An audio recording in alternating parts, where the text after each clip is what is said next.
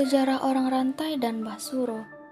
Orang rantai merupakan sebutan mereka yang dianggap Belanda sebagai orang-orang yang membangkang terhadap pemerintahan Belanda. Akibat kekeh mempertahankan tanah nenek moyang mereka yang dirampas Belanda. Mereka pun tidak hanya terdiri dari orang-orang Pulau Jawa saja, melainkan orang-orang di luar wilayah Pulau Jawa, salah satunya orang Pulau Sumatera. Sedangkan menurut petugas yang bekerja di sana, Basuro merupakan mandor orang rantai. Ia dikenal sebagai seorang pekerja keras, tegas, dan disegani oleh para buruh dan orang-orang di sekitarnya. Tetapi tidak diketahui secara pasti, beliau meninggal sebelum tahun 1930 dan dimakamkan di pemakaman orang rantai yakni di Tanjung Sari, Kota Sawah Lunto. Kenapa mereka disebut dengan orang rantai? Karena mereka dibawa ke Sawah Lunto dengan kaki, tangan, dan leher diikat dengan rantai. Mereka dipaksa bekerja sebagai kuli tambang batu bara. Diceritakan pula para pekerja berjumlah ratusan bahkan lebih. Mereka diperlakukan dengan tidak manusiawi dan bekerja siang hingga malam serta tidak mendapatkan makanan yang layak. Orang rantai yang ia ketahui merupakan narapidana yang dijatuhi hukuman pidana kurungan yang masa kurungannya lebih dari 5 tahun. Di antara mereka terdapat narapidana politik, pelaku tindak kriminal, dan lainnya. Tak hanya orang rantai saja yang bekerja di pertambangan, Belanda juga mendatangkan orang-orang Sawah Lunto yang bekerja harian maupun buruh kontrak. Menurut petugas di sana, keadaan di dalam lorong itu terdiri beberapa level. Level pertama di dekat pintu masuk. Panjang terowongan bawah tanah ini 186 meter dengan kedalaman paling dalam 15 meter. Lubang tambang Basuro ini panjangnya sebenarnya lebih 700 meter dan membelah kota. Ujungnya berada di bekas sentral listrik yang kini menjadi Masjid Agung Nurul Islam, tetapi hanya di pagar 186 meter. Di bawah kota Sawah Lunto, diperkirakan banyak terowongan bekas lubang tambang batu bara, tetapi sudah ditutup. Karena kalau dibiarkan, bisa-bisa batu baranya terus digali dan kota Sawah Lunto yang berada di atasnya bisa amblas.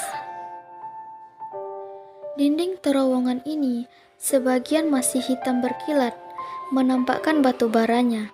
Sedangkan sebagian lagi sudah dibata oleh Belanda karena selesai ditambang, diberi penguatan agar lubangnya tidak ambrol.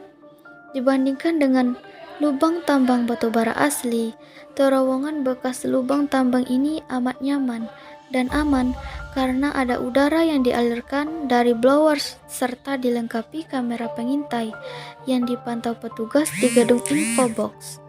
Walaupun air rembesan masih menetes dari langit-langit terowongan, jalan masuknya juga tidak becek seperti di lubang tambang batu bara, tetapi sudah diberi paving block dan anak tangga.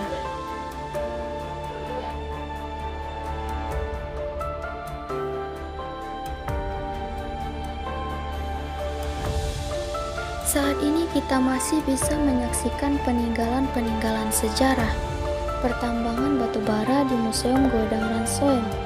Di sana bukti-bukti peninggalan sejarah pada masa itu masih terjaga dengan baik, bahkan sekarang dijadikan objek wisata. Adapun bentuk-bentuk peninggalannya seperti alat-alat memasak pada masa itu yakni kuali, piring, gelas, dendang, sendok, baju-baju koki, dan bentuk-bentuk bahan-bahan masakan untuk mereka buat makanan seperti nasi lemak, ikan asin, sayur, telur, daging, ubi, cabai, roti tawar, dan masih banyak lagi bahan masakan lainnya. Mereka memasak 3.900 kg agar bisa memenuhi kebutuhan pekerja setiap harinya. Dan berupa alat-alat yang digunakan para pekerja tambang batu bara seperti sekop, rantai, gerobak untuk mengangkut batu bara, topi, kapak, golok, gergaji lubang, bakul, baju-baju yang digunakan pada masa itu, sandal, dan masih banyak lagi peninggalan-peninggalan pada masa itu.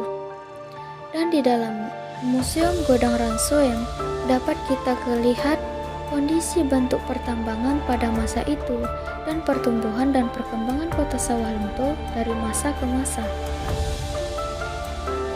Di sana juga ditemukan pula batu nisan bernomor yang diyakini sebagai identitas kuburan orang rantai tersebut adalah batu nisan dari kuburan orang rantai yang dipekerjakan sebagai buruh tambang di pertambangan batu bara di kota Sawalunto pada masa pemerintahan kolonial. Namun, nisan orang rantai sebagai salah satu bukti peninggalan sejarah di kota Sawalunto sudah banyak yang hilang. Sebagai generasi lanjutan, kita berharap sejarah tidak akan luput ditelan masa dan akan tetap menjadi lambang yang masih bisa kita lihat sebagai bukti perjuangan manusia dan kekejaman bangsa kolonial di negeri kita Sumatera Barat. Para generasi muda, cintai dan rawatlah peninggalan yang ada, hargai dan belajarlah untuk hal itu.